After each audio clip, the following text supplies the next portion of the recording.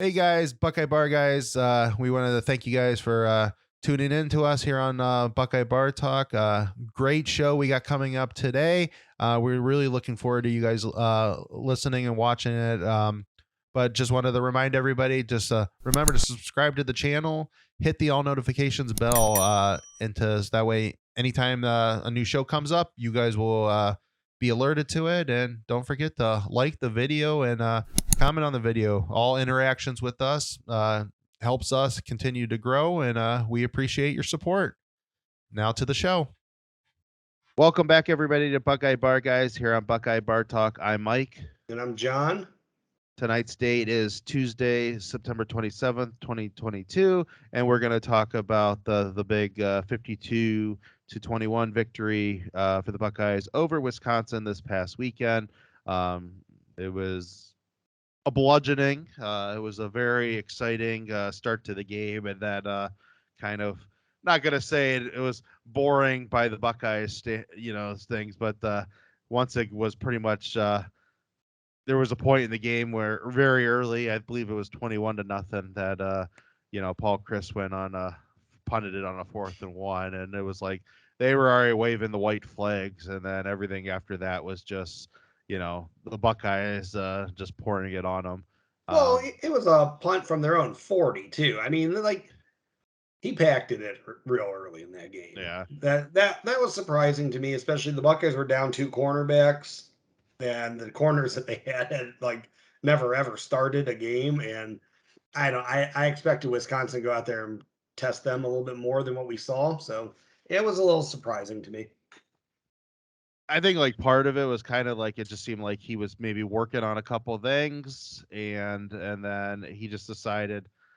I mean, I know it's early, but it was like he said it's just feel like that he felt it was a lost cause, so they were going to just work on a couple things. I'm wondering if the fact that they had two tackles out, that he just decided, let's play it safe, still run our offense, run with Allen. Um, and then if Ohio State makes a couple mistakes here and there, then maybe we'll try to capitalize and get back into the game. But I think maybe he got a little nervous about, putting Graham out there with Ohio State's defensive ends coming full force on him. And, Yeah, I mean, I, I get it. I mean, I don't it know. still seemed odd. I guess that's a conversation for Wisconsin people, right? Yeah, That yeah, exactly. So we'll start with the defense, just give our impressions, and then kind of go from there. Give a defensive player of the game, impressions of the offense, offensive player of the game, and then we'll talk about any concerns we got going forward after this week, and then just kind of any big surprises that we kind of felt, after the game that we thought, you know, any big surprise that happened that from the game this past weekend. Mhm. So defense, just to start with, I think I think the biggest thing, just going from week to week to week, is that and I know they still gave up 21 like they did last week, but it just seems like they're getting a little bit better every single week, and now it's like to the point that if this keeps up, that the defense that you're going to face at the end of the season, when it really starts getting to matter, I mean, good luck, because I mean this defense is starting to hit on all cylinders. I mean, I was continuously impressed with what we're seeing from Eichenberg and Steele. The defensive line is looking really, really good. And then the safeties are looking really, really good, and they're down how many corners, and they didn't look bad though. The guys that got to play, so it's like it's getting into the scary portion that it's like, this team's going to be very, very. This team's already, as we'll talk about in a couple of minutes. This team's almost impossible now to game against offensively, but they're getting Yeah. to the point that they might be outside of the elite teams that are right there along with us. They're going to be very hard to game against their defense. Yeah. Yeah, I think I would agree with that. Defense, I think you could make a case, honestly, in every game that they should have given up, only single digits. Of course, I know Jim Knowles, or they should have shut teams out, to be honest with you. It should have been one or the other. And I know Jim Knowles said that, these are going to happen. Explosives are built into his defense. Can't really give it a pass. I mean, because like we didn't do that for like 2018 or anything. There still is an expectation, to shut these teams down and not have fundamental breakdowns. Of course, 2018 obviously looked a lot worse than what this does. I Yeah, mean, this is just like a random play here and there. I mean, that they gave up what, like 5 90-yard touchdowns in 2018 or yeah. some crazy stat like that. And when the starting defense was out there, I Yeah, mean, it's I, different. this game, what's his face? If he doesn't have the big run in the fourth quarter for a touchdown, that takes that one off right Oh yeah. there. They were what? They give up what, two fourth quarter touchdowns? So Yeah, you go in the fourth quarter up 45-7 or something like that. Yeah, and I would say that to any, box score watcher, stat watcher, whatever, that Braylon Allen had like 70 yards or, 80 yards or something like that before that big 70-yard touchdown, whatever it was. So yeah, he hadn't broken 100 yards yet. If the first team defense was in there the whole game, I doubt he would have. I mean, they shut him down. They had less than, I think, 90 yards receiving and rushing going into the fourth quarter. So yeah, it was a great game. I'm not, I take nothing away from them. Obviously, right now, how his defense has performed is not hurting us, and they're only going yeah. to get better, like you said. So I just think the I think looking the forward thing to that. I think the thing I liked the most about the defense was they came out like gangbusters to start the game. So, they were all over them, and the offense just kept on adding points. It was just like good luck. And then they did the same thing basically in the third quarter, coming out in the third quarter. They came out, and this has basically been every third quarter so far this year, is that they are coming out and getting multiple stops, three and outs, quick, turnarounds, and so that is pretty impressive the see. And I liked how they ended the second quarter. CJ throws a interception. Wisconsin has it at midfield. They could go and get a quick score. The end the half. That was maybe Chris's shot there to maybe you could possibly, because I believe they got the ball first, right, to start the second or Yeah, the second half. So you possibly could compound touchdowns there and get back-to-back scores. And I'm not saying that it would put them back into the game at any stretch of imagination, but football, it is football. Momentum's a crazy thing, and they could get two touchdowns in a row, and at least it's a different game at that point. You know, but Ohio State's defense, shut them down there, and then came right out in the second half and basically has done what they've done all year, is like really turned up the pressure and yeah. got some nice three and outs and stuff, and got the ball back to the offense, and the offense started. I believe they scored once or twice in the second and the third. I'm not 100% sure where the box score was going into half right now, but they looked really good. So 31 or 38-7, maybe. I think it was 31-7, but I could be wrong. Um, so yeah, they scored twice. I believe that means in the second half or in the third quarter. So, uh, so that's what I take away from the defense, is just that again they're looking really really good. There's two concerns, but we'll get to that in a little bit. One's more on health, and then one is just on something else that actually with the playing. Um, but yeah, we'll get into that when we get into any lingering concerns. Hmm. Anything else you want to throw out on the defense? And if not, who would you think you as your defensive player of the game? Well, since you let me go first, you know what?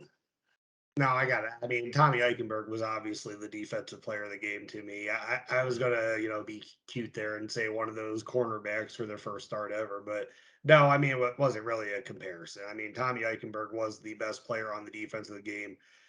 He cleaned up everything, from the very first series when Sonny Styles was trying to chase down Braylon Allen, missed his tackle, but that bounced Braylon Allen outside, and Tommy Eichenberg didn't miss his, and he just had a whole game like that where he's really excelling in Jim Knowles' defense.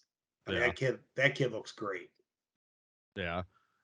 I'm gonna say my player of the game. I'm gonna go with Tanner McAllister. I was very That's a impressed with him. great He had, game. yeah, he had a very good game. He got an interception in the game. He's on that series we just talked about getting it at midfield, the end of the half. I mean, he had a huge pass break up there where he was on his guy, and the outside, he went to the inside guy. The outside guy got past the corner, and he peels off and does what a safety's supposed to do. Yeah, Find the ball, and I mean, you don't really found the ball because he had to run him down, but he hit him. yeah, He at least he timed it up perfectly. He at least caught this. He must have been able to see his eyes, and the eyes got big, and so he knew when to hit him at least at the right moment, so not to get a pass interference penalty. And so that's who I would go with. And one last thing before we move to the offense, because you mentioned Sonny Styles. I mean, what do you think about? I mean, the kids should be in high school right now and playing high school ball, and he got in there in the first half, first quarter. He's making plays. In the yeah. I game. mean, So Sonny. I mean, Sonny's blessed with pedigree and genetics that there aren't many kids that are 6'4", 220, whatever it is, that are 17 years old that move like that, hit like that are ready for this level. I think some of it was kind of circumstantial. What from what I was hearing, that not only was he playing that big hybrid role, which we thought maybe was carved out for Court Williams against these larger teams, but also that this could have been more of a situation from Lathan Ransom being held out from the game, that he was injured, that it was maybe more opportunity than anything for Sonny Styles. But obviously at 17 years old, he's done well enough on the practice field that they feel confident putting him in there the first quarter against Wisconsin. So I take nothing away from him. I mean, obviously he's done his part, but I think that had a lot to play into it. But I've been impressed with him. yeah. Um, He holds his own for a 17-year-old. I'll say that. I don't know what you had necessarily picked for any concerns or anything. Do you want to kind of touch, going off of Sunny right now, just touch that elephant in the room on court right now? I mean, that game one, and I know they gave Proctor another chance, but I texted you afterwards and I said, what are, because Lathan Ransom came in, he didn't give the job back. I said, what are Josh Proctor's and what are Court Williams' role in this defense now that, Lathan Ransom is a good enough run stopping safety that he can come up and do that? I I don't know where Court fits in moving forward because I'm not sure he can play safety on this team. Yeah, it was just kind of I think he should be a linebacker. He played mostly linebacker. Like, at least he played in the box during the Rose Bowl. He did very well. I think that's a good transition for him. And I don't know, Knowles has showed that his linebacker rotation isn't very deep either. And he only has two of them on the field, but maybe that's the spot for Court if he has a spot with this team moving forward. I mean, it'd be a damn shame because we know he can play. We saw him in the Rose Bowl. yeah, It would be a shame if a 5-star, felt like he had a captain had to leave the university because he's not getting playing time. But yeah. I don't know. It's hard, especially Sonny Styles and Kai Stokes. Like, they're rangier, they're faster. Like, I think they can cover better than Court Williams can. It just seemed odd that when there's possibly a position that Court could find himself as that big safety, that Sonny Styles is the one that did. Now maybe Court was banged up a little. I mean, maybe he was He's available been during the hurt. week. Yeah, Maybe he was available to play, but he was banged up a little bit during the week, and he didn't get a lot of practice time, and they just decided that Sonny impressed him in practice time, and and he deserved to play, and let's see what he can do. And I mean, we saw what he can do. I mean, yeah. before he got taken out of the game because he got a little too aggressive on that one punt, but Sonny has some aggression issues, but that's good for him. That helps him learn not to do stupid things on the field. yeah. I mean, it's So not good for him to do it, but at least it's a learning experience. yeah. So yeah, I guess we'll be wait to see how that unfolds for the rest of the season. I mean, if if it's one of those things, if they feel at 17 years old that Sonny and Cord are about even right now, then it probably then maybe Sonny is the guy going forward. He's only in his third year, and he lost his first year to being injured. Like Court's not some old, fifth year guy out there. But no, I get what you're saying. I mean, there's a role for Court Williams on this defense. It's a little bit cloudier now than what it Yeah, was before. yeah. All right, offensive side of the ball. I mean, I don't know what to say about this. I mean, they are I just guess I like, didn't expect it to be so easy. yeah, Like like, that was probably the most surprising part to me is I didn't realize Wisconsin's like physicality dropped off so much. Like I knew yeah, we always had better athletes than them, but I mean their defensive line showed no interest to mix it up with our offensive line in that game. I think Ryan Day's play calling right now is on a different level, and he had Jim Leonard really on his heels, and he didn't know what to do. yeah. Um, I liked how they they early in the first quarter they really started establishing the running game. And I think that was kind of good because that kind of when you say that the defensive line had no interest, you know, I don't know if that game if they don't let them the offensive line maul them early, maybe they do have a little interest in that yeah, game. But it was like they were getting blown off the ball by that offensive line, and it was like, yeah, I don't want to deal with this anymore. This is let's it's time to head back to Wisconsin because like they were. I mean, I don't know. It's like I mean, the offensive line crushed them, and I mean, and that is like, when I'm saying the defense is getting better and better, I think now it's time to start talking about how Coach Fry, I mean, this guy's doing wonders for this offensive line. And, I've always been one of those guys. I didn't think Stud was a bad offensive coordinator or bad offensive line coach. Because I always felt that he developed them pretty well. oh yeah, He had some hard times in recruiting at different times, even though he got some big but he time had some big hits in hits recruiting too. too. And, I just maybe the drop off was that he was just having a harder time practicing with them, and that's what it seems like it is. But it just seems like there's a whole new energy there, and where Mhm. I think the defense is going to be lights out by the end of the season. I'm thinking this offensive line is going to be. I mean, I haven't. I'm not going to say I've paid a lot of attention to Alabama or Georgia this year. I mean, I've watched some of their stuff. I've watched probably the most out of any of their games I watched was the Alabama Texas game. Yeah. But like this is an offensive line to be reckoned with right now. And, you can make an argument that they're the best offensive line already in the country.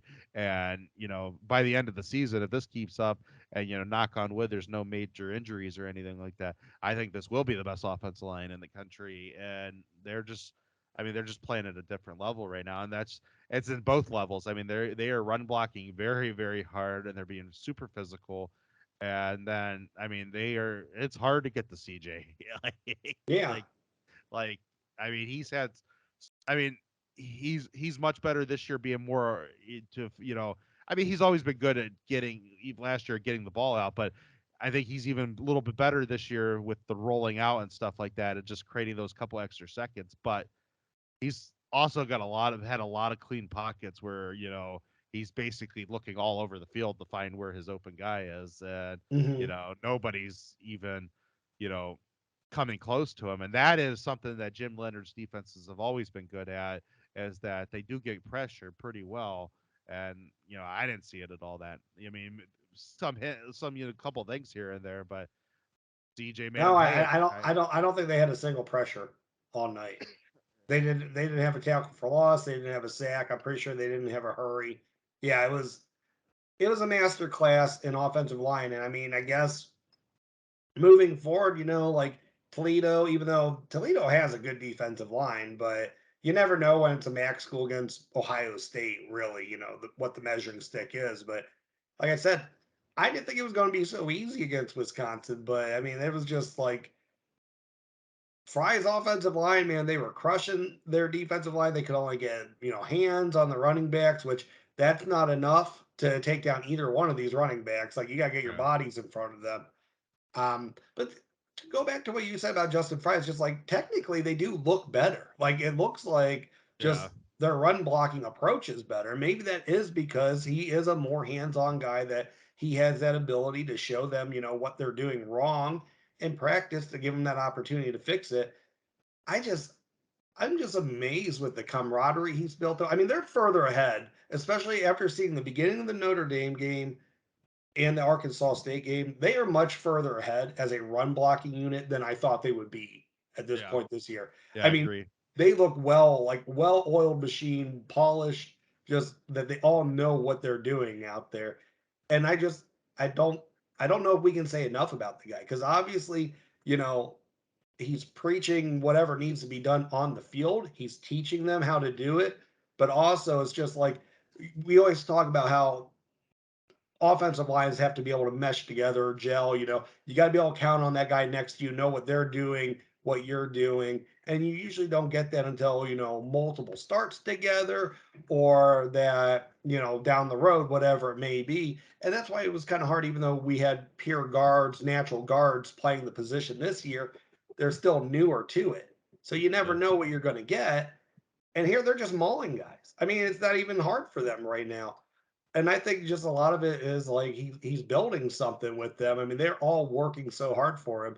And one little detail, means nothing, but you know how they love to do their tunnel before the games, like early in the. He runs out there every single time with them. I Yeah. mean, that is just. Energetically. I think he's a player's coach, and I think they're just responding to him very well. Yeah. I definitely agree. Um to the running back, so they both got over 100 yards. Um I was yeah, But did I say yeah, 100? I think you called Did them I on say both. 100? Okay, I don't think I would have been bold enough to say 150. I think I said 100. I think you did say 100. Now, I noticed something a little different this week with the running backs. I've said for a time that two running backs can work. It works in the NFL. I mean, I'm not saying these guys are Nick Chubb or Kareem Hunt, but it works here in Cleveland. I Right, mean, they might. right.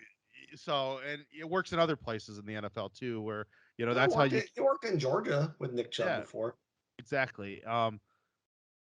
What I noticed is it seemed like that um, Mayan got the hot hand early, so they let him stay in, and because normally it seems like they kind of rotate series with him, but it seemed like they had him out there like 3 series in a row, and they let Yeah, him like it seemed like he was the hot hand to start with, so they let him ride him, and then it's kind of seemed like then is that the late second quarter and third quarter back was Trey because there was a point in this game where we didn't see Mayan anymore, right.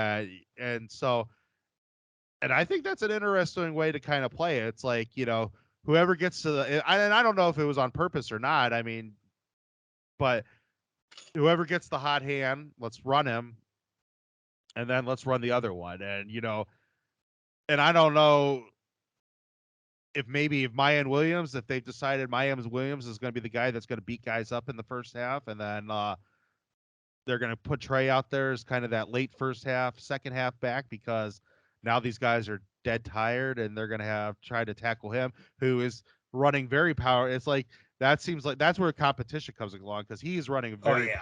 powerfully this year. It's like he's trying to upshow Mayan every chance he gets, and I'm all about that because that means he's taking that stuff to heart. That's how you Hmm. run with the football, and but maybe it also was, maybe it was just also to kind of, show Trey that in early in the game that this is what yeah, it's nice that you can run away from people, but this is what we expect, and we want you Oh to yeah. run guys over, and you need to watch Mayan more closely, and so I don't know if any of that was on purpose or not, or if that's just how it ended up going this week, but I liked it, and and even though Trey didn't have a breakaway run or anything in the second half, he is going to get one. Oh And sure. they didn't look like they wanted to tackle him too much neither. And he was No. running very powerfully in the second half, the early second half, and in the late second quarter. Um, so yeah, that was very impressive. I was very impressed how they both ran the ball. Yeah, I mean, play within yourself for Trey Henderson. Those big runs will come, and it'll get easier as this offensive line again keeps gelling together. They've shown they're going to get to the second level. I mean, they're just beating guys up, and that's all going to come for him. Just focus on your hole though. Hit your hole, get 4 yards. Don't worry about 40. Worry about the four, and those 40 yarders will come. Yeah, yeah.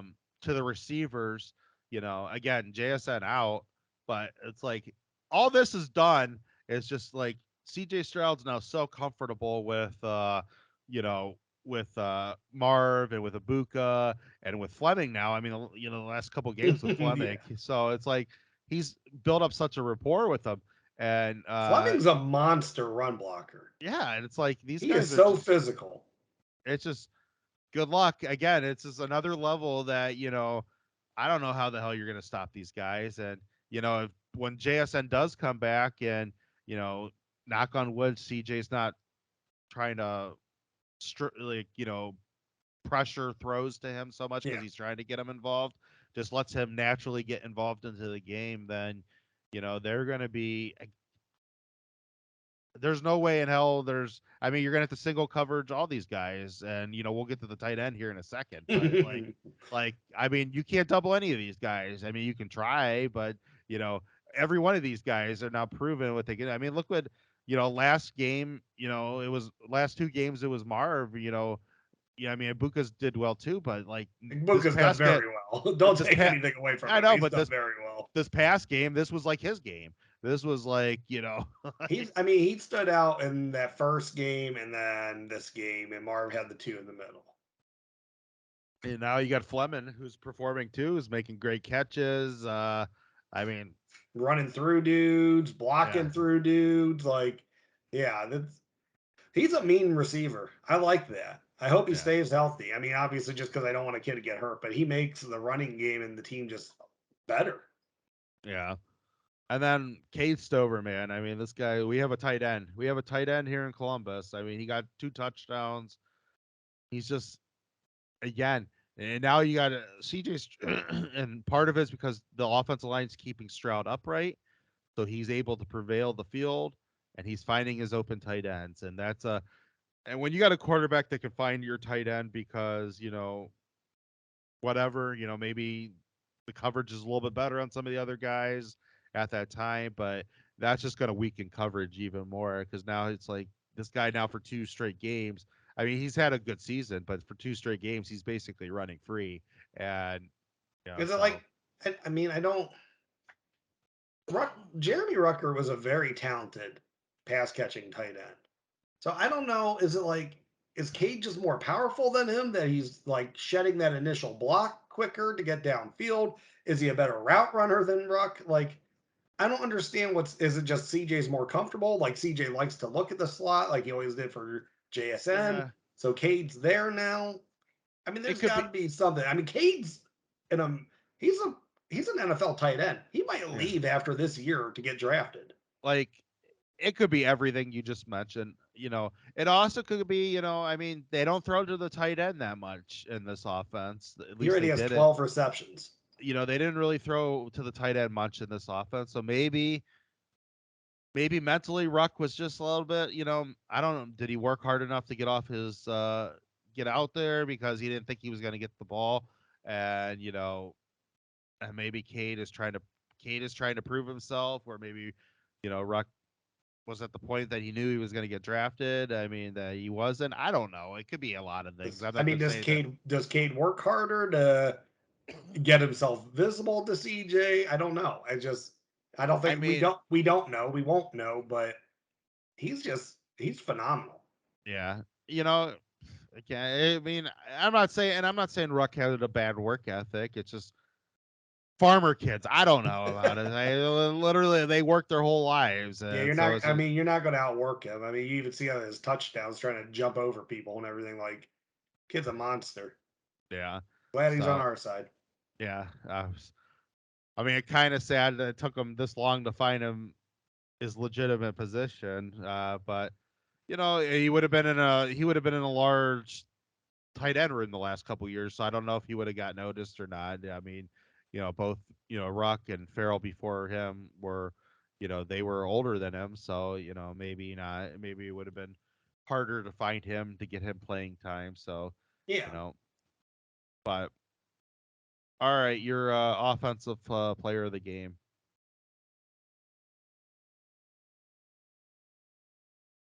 I'm gonna have to say Cade. I mean, I think you can make a lot of cases for a lot of people. You can even make a case for CJ. I mean, he didn't have his best game, but he was making throws. I mean, that second touchdown. Well, I can't whatever touchdown was at Buka, man. He just lasered that ball in there. The one that was like close to Yeah. the goal line. Um, but no, I'd say Cade. I think he's such a pleasant surprise. So I'm gonna Yeah. go with him. He's been unstoppable. Yeah. I mean, that was the guy I was leaning towards. I'm gonna say. I mean, it's kind of like to me, it's at this point, it's unfair to say CJ. I mean, and Yeah, I'm not taking it away, yeah. and I'm not taking it away from CJ. I'm not one of those guys that says, well, he doesn't deserve the Heisman, because he's got great players around him. No, I mean, I that was something I've never heard of before until last year. So, He's just like, too good to be player of the game every week. You yeah, know, like I mean, you could make the same argument for him every week that you he got to should go. challenge yourself. Yeah, So Cade was probably my top. He was my 1A choice. My 1B choice was Ibuka.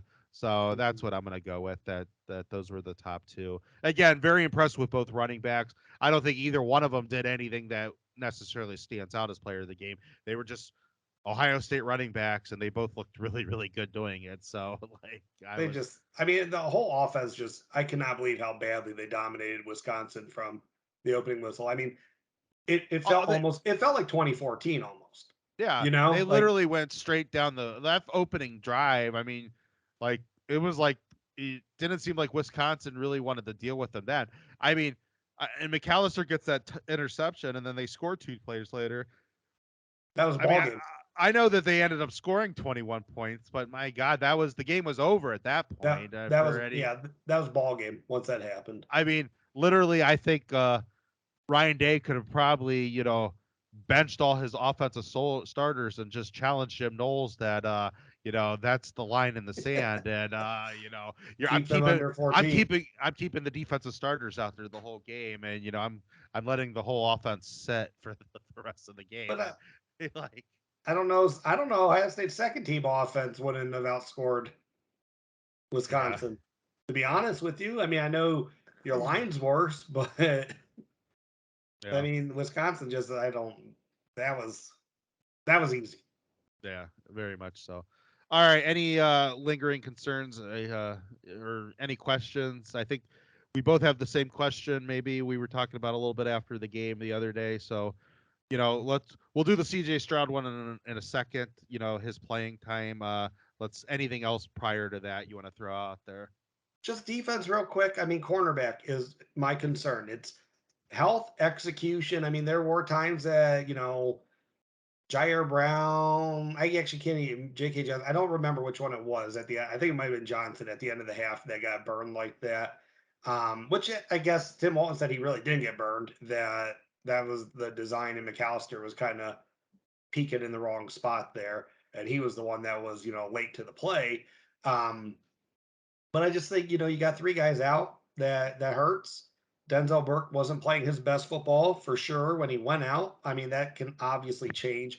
Maybe the club on his hand, maybe that'll make him think more about just hitting the ball. I don't know. Like it didn't seem to stop Damon Arnett when it happened to him. That maybe that'll just give him a different sense of like, okay, well, I shouldn't be looking for interceptions now because I can't catch a ball fully. So let me go do something else here, and maybe it'll be helpful. But I mean, that's my concern. I think really the only blueprint to beating this team, because I don't think Knowles is going to let you drive the field, hold on to the ball, and beat Ryan Day's offense like this. I think the only way you maybe can beat this team is you hit a couple quick strikes over the cornerbacks and then try to hold on to the ball. I think that's your chances. You try to go up like two scores early and then just do your best to play possession then. And I don't know you can necessarily do it, but I think Yeah, that's your shot. yeah. I think the chance you have, again, minus a serious injury that would put them in a position where the Mhm. offense wasn't not as effective. But you know, you got to kind of get that like that Utah and the Michigan game last year where CJ was a little slow starting off in both games, Yeah. and like Utah was able to jump on them some. That's probably the only blueprint is get a couple quick scores and then just try to hope to God that CJ stays off his game for the whole Right. game, and and that the defense can't make some stops later on that get you know him back to the ball. How Yeah, they're running the ball right now, it's going to be very hard to do that. exactly. His the cornerback depth you touched on all that. That was one of my main concerns. The turnovers, I'm starting to like where things are going with that. It seems like they're getting some turnovers Yeah, now. I'm a little concerned with the sacks. I am too.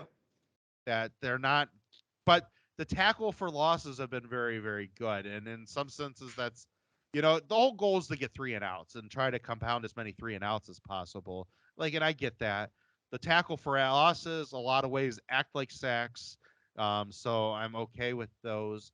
I just and I did notice that they did bring the rotation down a little bit than from the earlier games that Yeah, it's not that they didn't rotate guys, but it seemed like that they kept their main guys in there a little longer, and you know, so I just want to see. I would love to see a breakthrough game where you just get sack after sack after sack, and you could possibly get one coming up. But yeah, it's not killed them yet because, like I said, they are getting the tackles for losses and they're getting off the field. And and at the end of the day, that's the most important thing is don't let teams go on crazy drives on you and just get off the field. So I would say that I just want to see a little bit more of it because I know what these guys could really do with sacking the quarterback. At the end of the day, though, maybe I mean, we've always heard his defense was more that he likes the defensive line to kind of mix it up with the offensive line and get your linebackers free and your yeah, safeties free to make tackles. So and that could be part of it too. It's just that they're maybe not aiming to get sacks per se, where yeah. My quick defense to the sack numbers, which it's driving me a little bit bonkers too, but there was there's two games last year that I know for sure Ohio State didn't get a sack, and actually I don't think did they not get one in Purdue either. So three, two of them were at least I'm pretty sure they didn't get sacked. Oregon and Michigan, and they got physically just asses kicked on the defensive line from the offensive line. We haven't seen anything close to that this year. Like the defensive agree. line are winning the battle. So I'm not too concerned when you're not getting to the quarterback. I mean, I wish they would. I think they will, but they're not getting like physically dominated in any, stretch of the imagination. Like they're holding their own better than the opposing offensive line is. Like they're winning the battles. Yeah, and I will say probably the one thing too, just real quickly before we get into CJ, that I also think that you know I don't think that any offensive team has really given them a position to get sacks.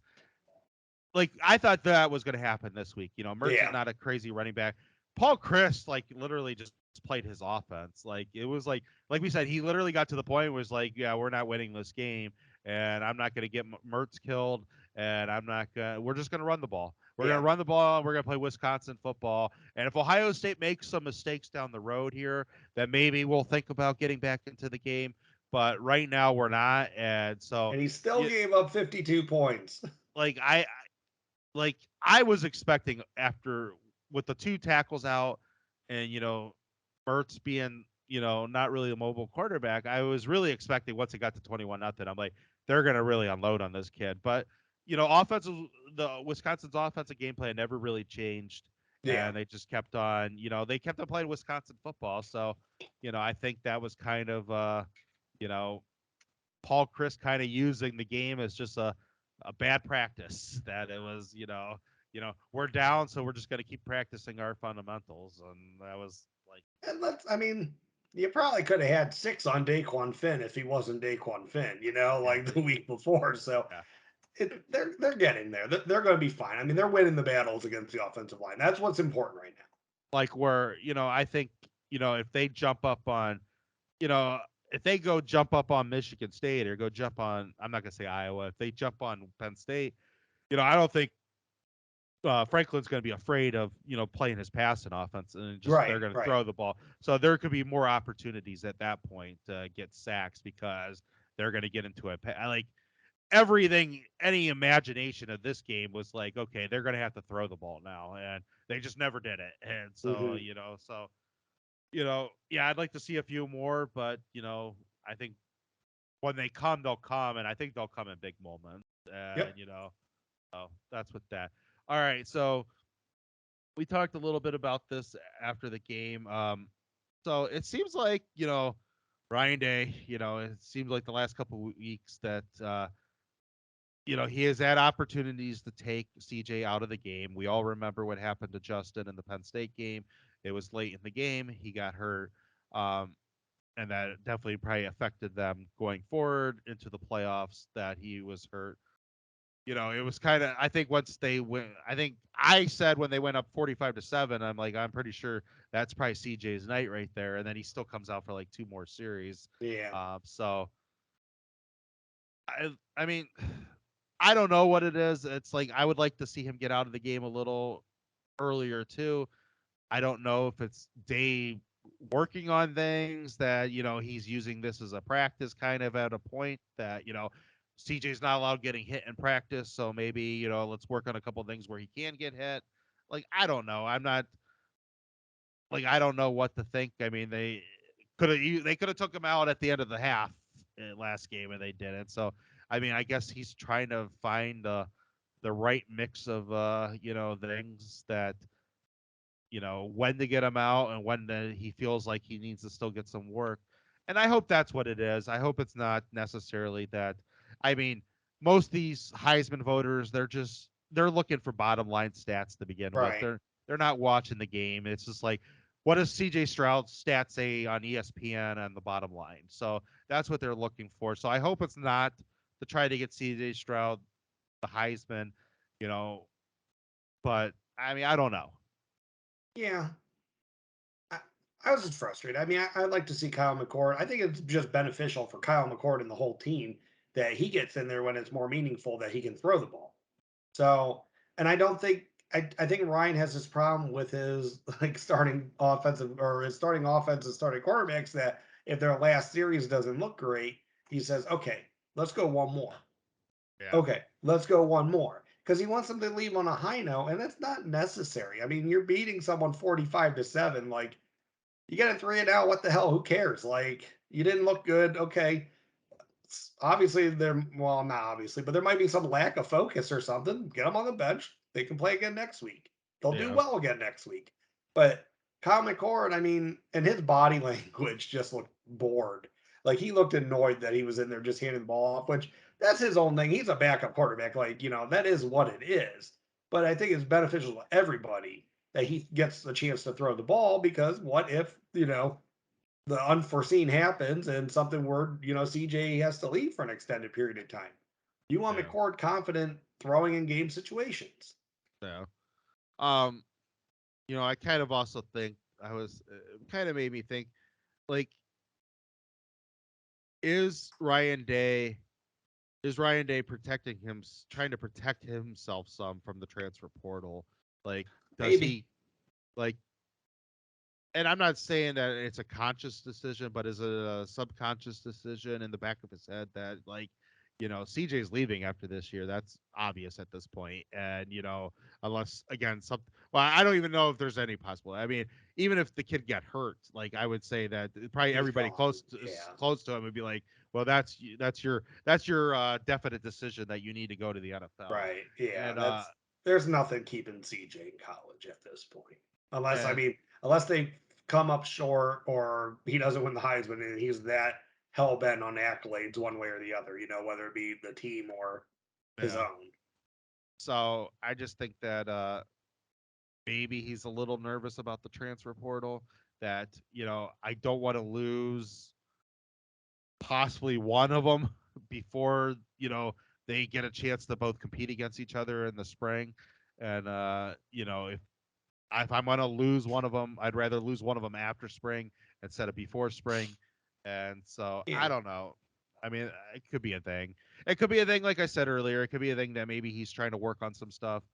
I mean, he basically admitted in his press conference the other day that that they were trying to do a 1 minute drill, pretty much at the end Yeah. of the half. And, he said he probably should have just ran the ball out and not let the interception happen. But, they were trying to work on some stuff. So I don't know. Maybe part of me thinks that he's kind of viewing it as a really full go practice against a real team. And then there's part of me that thinks that, somewhere in his head, he's thinking that, that if I start letting McCord come out here and maybe throw the ball around, then that's going to upset the other one. I don't want a transfer to happen before they both get a chance to start really competing against each other in the spring.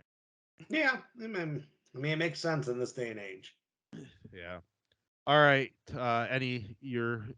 Any big surprises? Your surprise of the game, and then we'll get on out of here.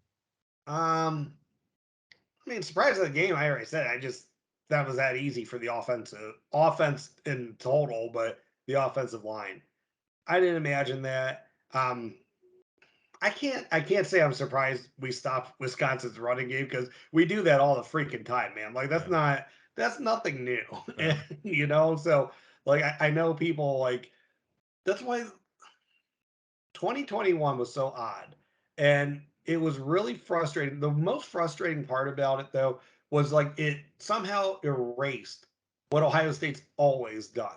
Like everyone, like they're soft, they don't stop the run. Like one, we weren't even a bad run defense last year. Yeah, we got beat up against bigger teams. I mean, for sure, like there were points where we were a bad rush defense, but we weren't. Outside of those games, Ohio State has been an excellent run defense for the last how many years, Mike? 25? I mean, yeah, since I've been watching them, they've been a pretty. I mean, they've been a better run defense than a not. Then a bad one. I mean, it's always been their pass defenses over the years that you get a little nervous about, even though they've had solid corners at Oh yeah. every level, but for a long time. But they never really played a. They've always played a very vanilla defense in a lot of ways, and that doesn't mean they don't get a Yes. lot of pressures out of it. But when you think about they usually played the 4-3. They've played the 4-3 for how long? I mean, this is probably one of the more complex defenses that they've ran. I mean, Halfley ran some complex defense, but it was a different type of defense, basically with three corners and one legitimate Deep safety. safety. Yeah. And D'Antonio played his quarter. He played a very aggressive quarters where Fickle and Heacock were a different types of Mhm. quarters. It was more try to keep everything in front of them, and then make them make the mistakes as they go down the field. It just but they none of those teams have ever been bad against the run. And it's like when you think about it, they might have an oddball season here or there where they're mediocre against the run, but or maybe against a speed back, somebody gets loose on them and goes for 100 yards. Like when you think about those last couple games in 2014, when there was like I think Minnesota and Indiana both had huge long touchdown Yeah. runs, but Yeah. like that was it's just none of it's ever been that they've been a bad run defense. But yeah, last year they were a bad run defense and the games that mattered. And Right. But so this year they're not, and so that didn't surprise me that they were able to shut Braylon Allen down. He is like tailor made for what Ohio State's defense, what they want coming at them. Always has been. yeah, But yeah, I think if one thing surprised me, it would just be the total freaking dominance by the offensive line. And if I had one for the year, it would be that they're ahead of schedule right now, but also that Kate Stover has made what seemed like a no depth, like huge question mark afterthought. Like we don't even use the tight end into probably one of the stronger tight end rooms in the country. yeah. Yeah, I definitely agree with that one. I would say my big surprise for the game is that when you look back at outside the first game in 2019 and obviously 2014, I mean, Wisconsin usually plays them pretty close. It's a ball control game. It's they play physicality. Ohio State might pull away from them later in the game. And I called this game to be a blowout, but like I didn't think it was going to be an easy first half necessarily. I thought Right. I thought they would trade some blows and then the better team would win, and they didn't trade blows. And I was not expecting that they were just gonna kick their ass like they did. No, Like if this was a boxing match, it would have been stopped in like the second round. I mean, yeah, this they was a knocked that. Yeah, they it was a knocked them down. bludgeoning. they knocked them down a couple times, and they were on the ropes, getting just bludgeoned in the face. So yeah, in a boxing match, the ref would have stepped in at that point and waved off the fight. It was Yeah. like they would have. This would, That yeah, was it would not have gone long. I mean, that yeah, was like you got knocked down a couple times and just physically, you show you're being outclassed and you're going to get hurt if this match continues. And ref would have stepped in and waved that one off real quick. yeah. Hell, Paul Chris basically threw the He he threw the basically threw the he threw towel the in. towel. So Yes, he did. like, Yes, he did. oh, I know that surprised me. But like you said, maybe he was just like, okay, I'm not going to beat this team. There's no sense of trying to come from behind. Let's just work on what we do. yeah. Yeah, I think that's probably what is it. Let's work on what we do, and then if Ohio State makes a couple mistakes and we get lucky, maybe we get a pick six or something like that, then we'll reevaluate it Right. at that. Revisit the game plan then. Yeah, I agree. Yeah. All righty, let's call it a night. All right. Well, thank you everyone for stopping in tonight to the Buckeye Bar. I'm John. And I'm Mike. OH. IO. Thank you for tuning in to this week's Buckeye Bar Guys on Buckeye Bar Talk. Don't forget to subscribe to the channel, hit that all notifications bell so you see when new content is added. And please remember to like and share so we can grow our audience. Don't be afraid to comment. We want to know what you're thinking and we want to know what content to add for you guys. OH. IO.